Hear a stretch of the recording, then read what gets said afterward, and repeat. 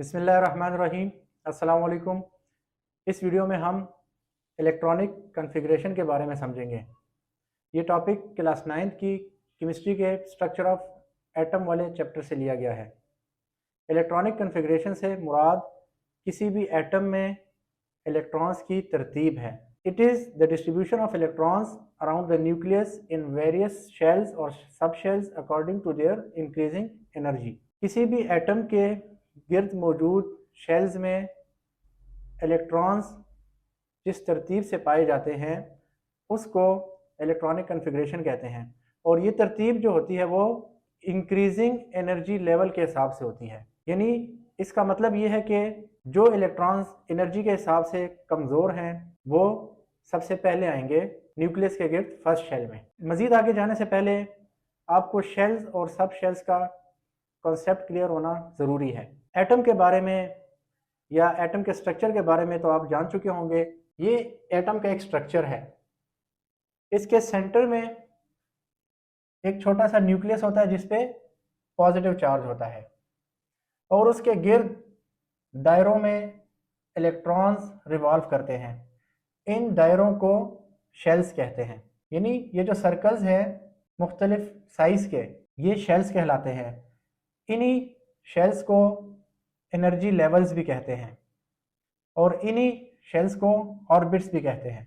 Overall atom के अंदर centre में छोटा सा न्यूक्लियस होता है जिसमें प्रोटॉन्स और न्यूट्रॉन्स मौजूद होते हैं। प्रोटॉन्स पे पॉजिटिव चार्ज होता है, न्यूट्रॉन पे कोई चार्ज नहीं होता, इसीलिए ओवरऑल न्यूक्लियस पे पॉजिटिव चार्ज होता है।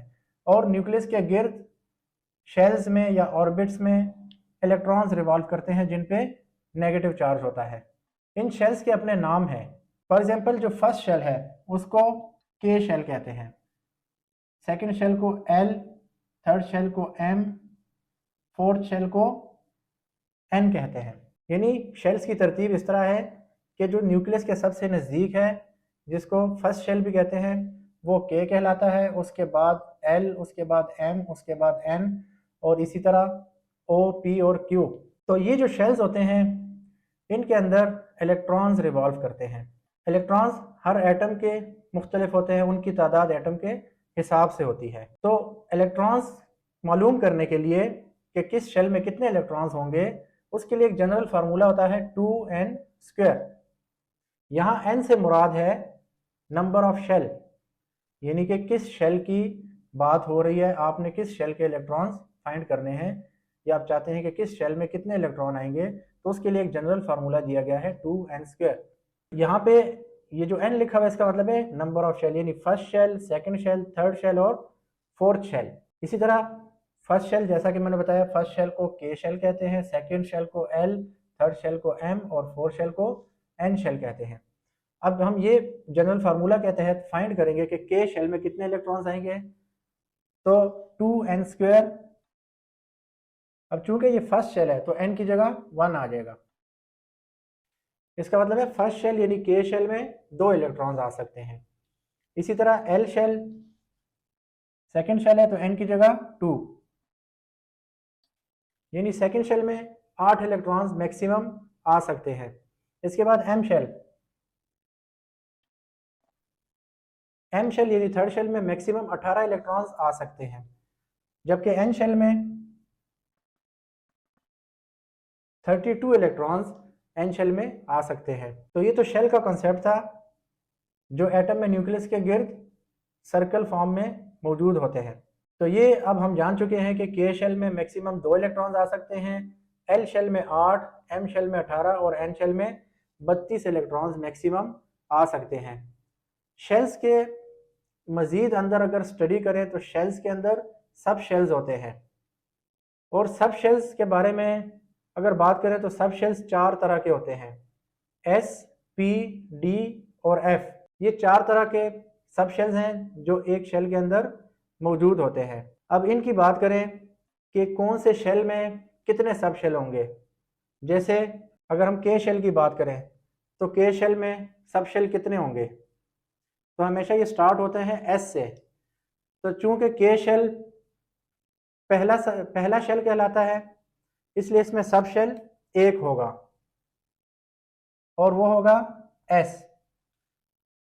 एल शेल में सब शेल की तादाद 2 होगी, तो एस और पी।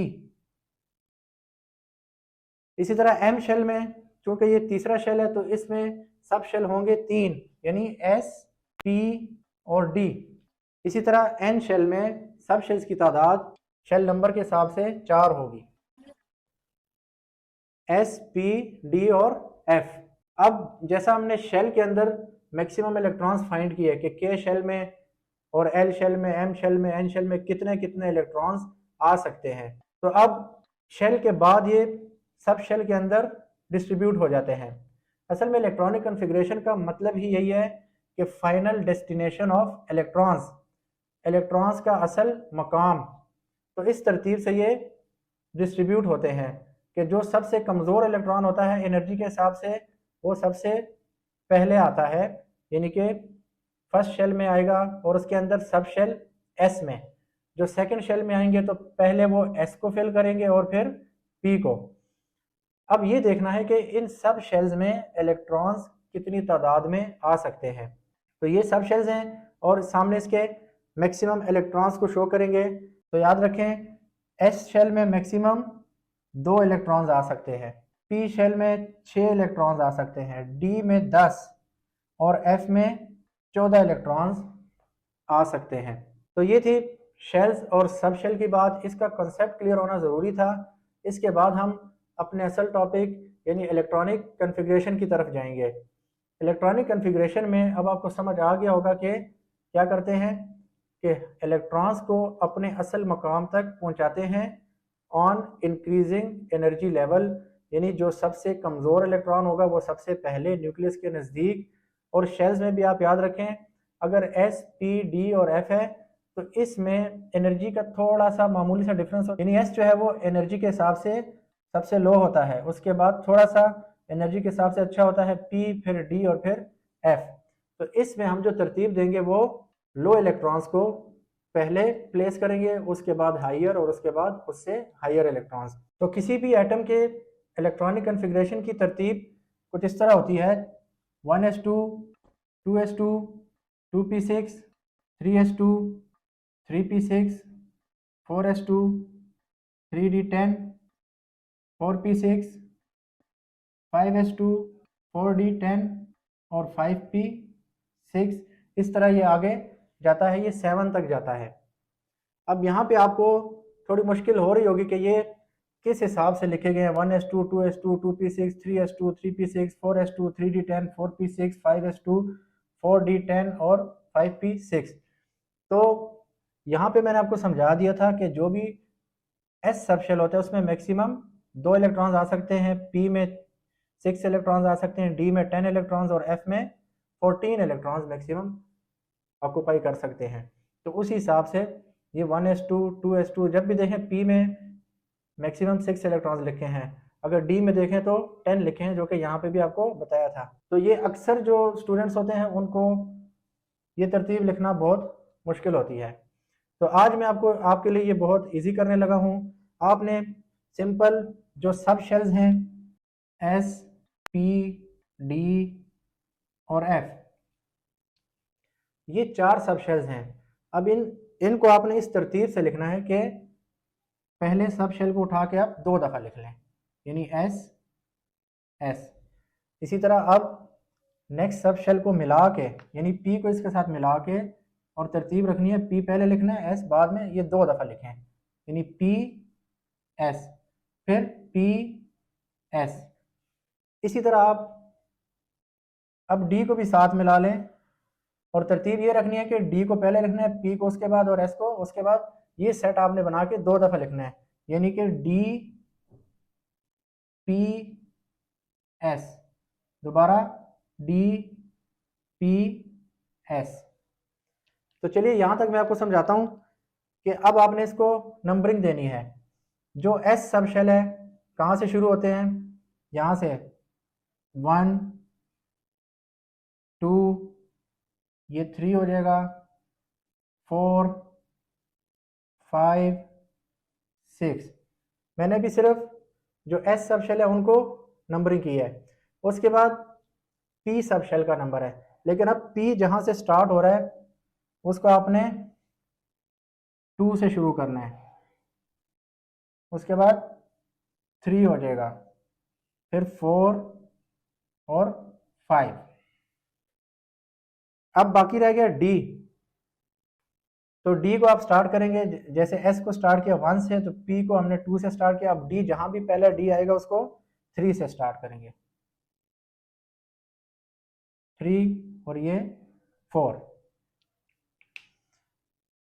इसके बाद इसको फिल करें। आपको पता है कि एस जो भी होगा उसमें मैक्सिमम 2 इलेक्ट्रॉन्स, पी में 6 इलेक्ट्रॉन्स, एस में 2, पी में 6, 2 और डी में कितने आ सकते हैं 10 इलेक्ट्रॉन्स, पी में 6, एस में 2 आ सकते हैं, डी में 10 इलेक्ट्रॉन्स, पी में 6 और एस में 2। तो उम्मीद है इस तरह आपके लिए ये काफ़ी इजी हो जाएगा। अब इसको आप अगर कंपेयर करें इस लाइन से, तो 1s2, 2s2, 2p6, 3s2, 3p6, 4s2, 3d10, 4p6, 5s2, 4d10, 5p6, और ये मज़ीद आगे भी जा सकता है। तो ये तरतीब आप लोगों ने याद रखनी है। नेक्स्ट वीडियो में इंशाल्लाह हम आपके केमिस्ट्री के कोर्स में मौजूद फर्स्ट 18 एलिमेंट्स की इलेक्ट्रॉनिक कॉन्फ़िगरेशन को सीखेंगे।